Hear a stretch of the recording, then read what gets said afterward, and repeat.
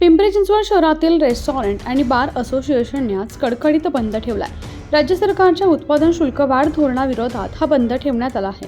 राज्य सरकारने मद्य विक्रेत्यांवर अन्यायकारकपणे करवाढ लादली आहे।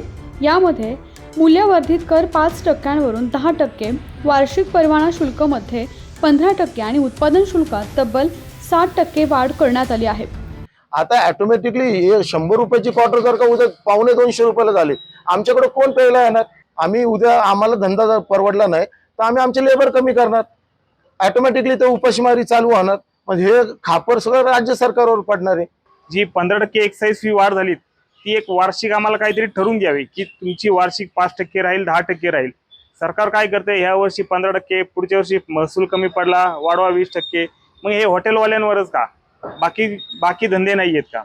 सरकारकडे आमच्याकडे हीच मागणी आहे की आमचे जे कर जे वाढवलेले आहेत ते शिथिल करावे।